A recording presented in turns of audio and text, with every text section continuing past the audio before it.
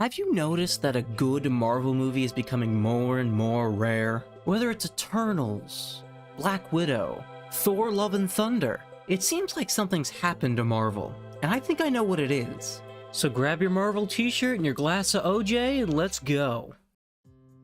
The first main problem I really think was created by Endgame, and that's a stakes problem. And other movies like Doctor Strange 2 reinforced this problem. Why should we be invested in a conflict where we know the characters have access to things like time travel, or even going to separate universes? It kind of deflates all stakes. Like, if you can just go back in time and undo the ramifications of the conflict, why does it even matter who wins?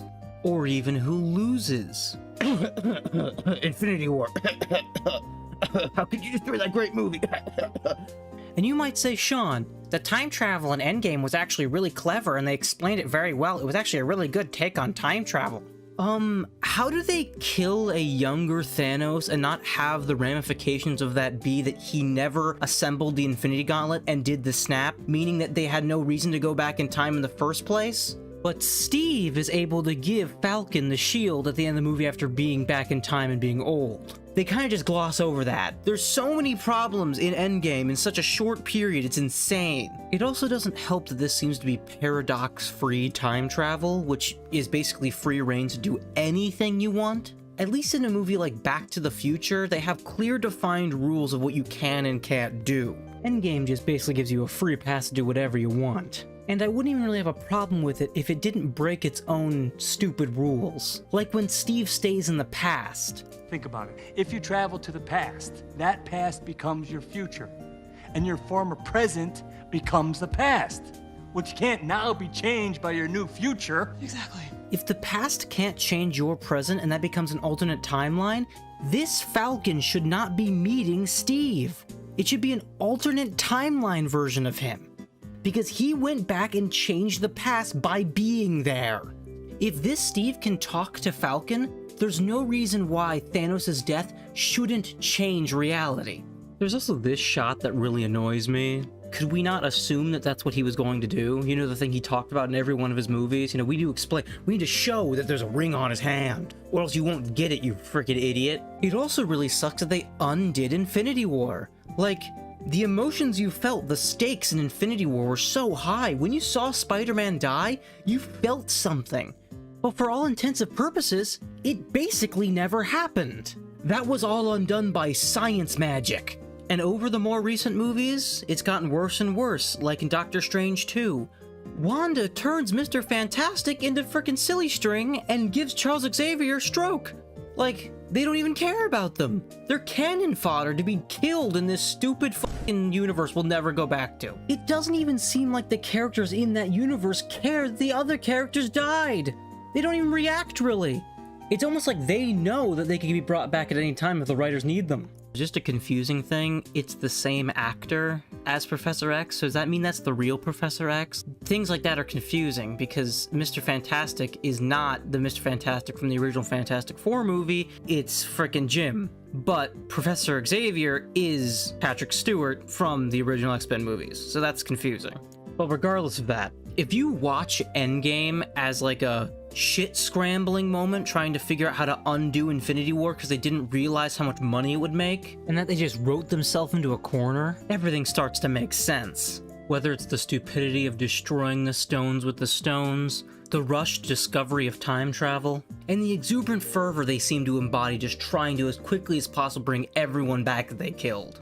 And while I don't think that they haven't done things in the past that seem specifically for monetary gain, I'm not saying that, but this just seems like the most that. Just a rushed, shoddy attempt to put all the pieces back in place so they can sell you the same thing again. And I don't even think that's the most egregious thing. Something I don't think most people talk about is the vagueness of Tony's snap. It's like lazy writer 101. Just don't explain the ramifications of it so they can do whatever they want and make it up as they go. Marvel is actually doing a lot of this recently. Whether it's Tony's snap, the undefined ramifications of the multiversal travel in Multiverse of Madness, or the ramifications of the spell Spider-Man uses in No Way Home. It seems every big Marvel movie is trying to do this thing where they can dissociate themselves from the lore of the established universe from the other movies.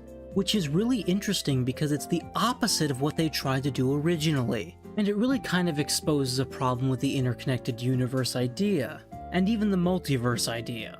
The MCU is developing a problem that's been present in the Marvel comics forever. And that's what I call the why didn't they show up problem. It's a pretty simple concept. Why didn't they show up? Why didn't any other superheroes show up during Spider-Man No Way Home, even though it takes place in Manhattan, the headquarters of most of the superheroes we've seen in the Marvel Universe so far? Even the Avengers are still in New York. Why does nobody show up? Why doesn't Peter reach out to anybody? I don't want to brag, but I will.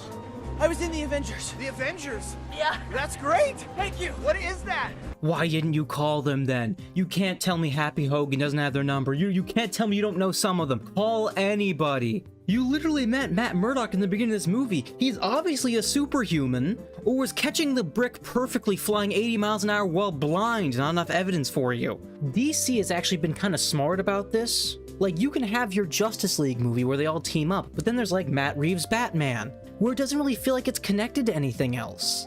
You can believe that Batman needs to deal with that problem by themselves without having like Superman show up or something. It feels like it's separate. But with Marvel, you can't tell me that a world-ending event wouldn't catch the eye of superheroes in the area. And this really is all due to the fact that they're so connected to the idea of the MCU. They can't make contained movies anymore. It would be fine if it was a standalone Spider-Man movie, but because it's so interconnected, it's a glaring problem that none of the other superheroes show up. And I really think the interconnected universe hurts every movie it touches. Just take Spider-Man for example, and compare it to the old Spider-Man movies. The Spider-Man in the Sam Raimi trilogy and even the Amazing Spider-Man movie have to grow a lot more than Peter does in the MCU, simply due to the fact that they're on their own.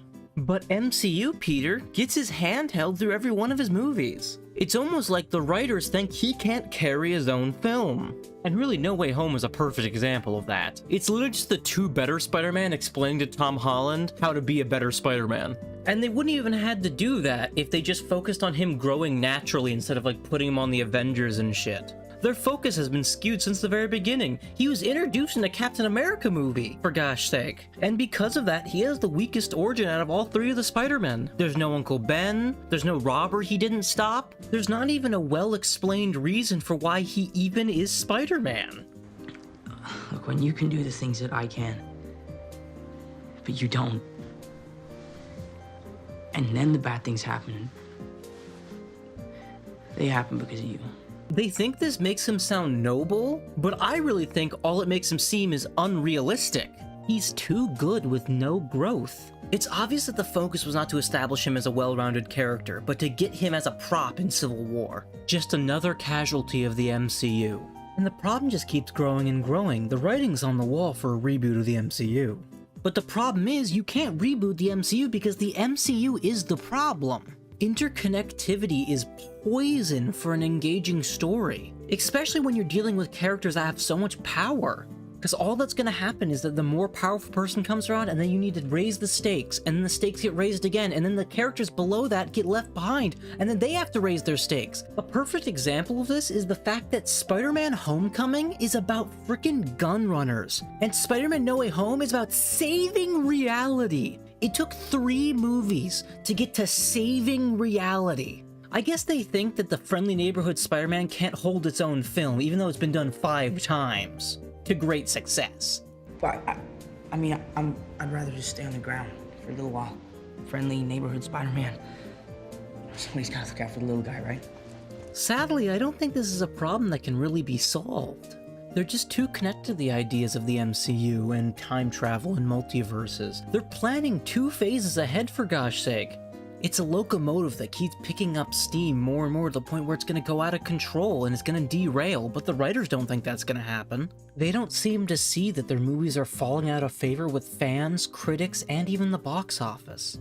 And you can only sustain that for so long.